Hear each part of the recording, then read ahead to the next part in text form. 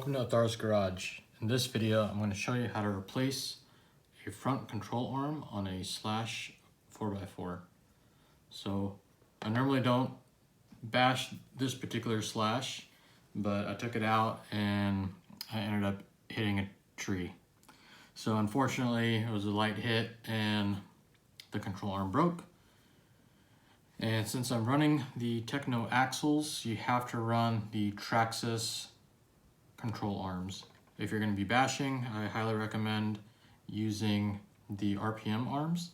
I've had those on another vehicle and they've lasted many years and haven't broken yet. So but I usually use this just to drive on the track, and I've never had any issues. First time I took it out to bash, I broke a control arm. So we're going to need to take off a few items. I already took off the body and the wheels. So first we're going to start off by taking off these two bolts here and here. And those are going to be 2 millimeters.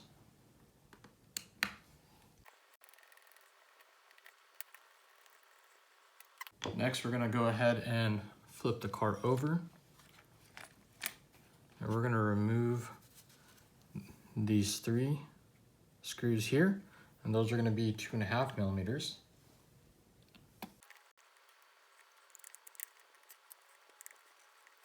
Now that should allow us to just go ahead and remove the front bumper. Just pull forward and set that aside. Next we need to remove this screw here. It's a 2 millimeter.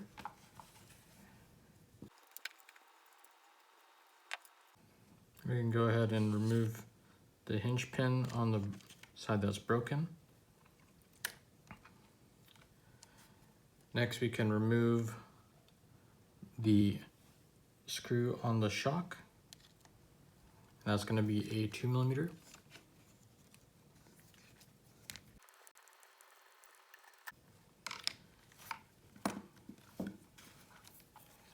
Now we need to remove the outer hinge pin, which is going to be a 2.5 millimeter.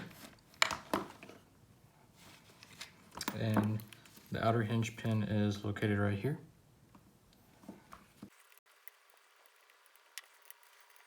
Okay, and now the control arm should come off.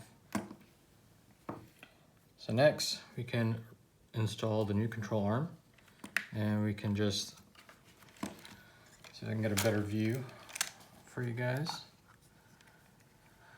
So you install the control arm into this hole right here in the steering block, and then you can install the hinge pin, outer hinge pin, in that hole. Go ahead and tighten with your 2.5 millimeter Allen. Ensure everything moves nice and free, and it does. So we can go ahead and, after installing the outer hinge pin, install your axle. Make sure it's lined up. Go ahead and place your control arm onto the chassis and go ahead and install the inner hinge pin. And there we go. Didn't really need to take off this piece, but I think it makes it a little easier. Okay, so this piece, it's actually curved on one side and it's flat on the other. The curved side is going to be facing towards the top of the vehicle. So just take note of that. And you're going to install that single screw with your 2 millimeter Allen.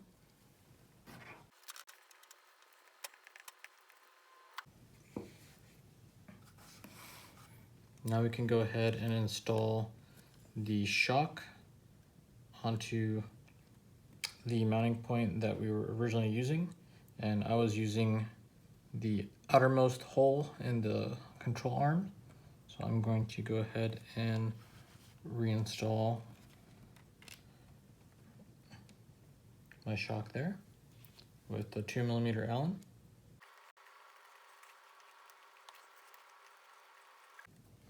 And you don't need to crank down on it too hard since you're going into plastic. Just once you feel it snug up, it's good. All right, next we can go ahead and reinstall the front bumper. And I like to do it from the top like this, because you want to make sure that this piece here goes in to the channel that's cut out in the front diff housing, just like so. And now we can go ahead and install the 2 long screws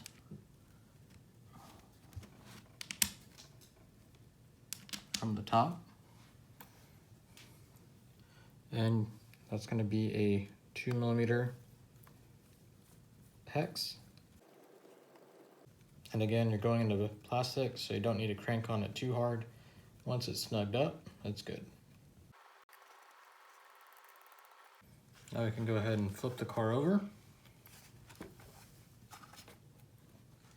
And we're going to install the 3 screws on the bottom, here, here, and here.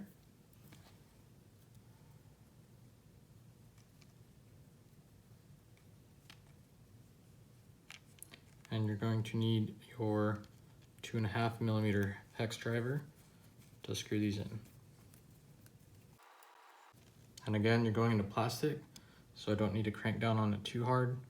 Once it's snug, you're good. And there you go. The new control arm is now installed.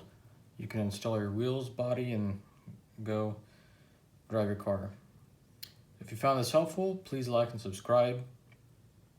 If you have any questions about maintenance or any other things on the Slash 4x4, please let me know down in the comments below, and I'll do my best to create another video to address your questions or any other maintenance items on the Slash 4x4.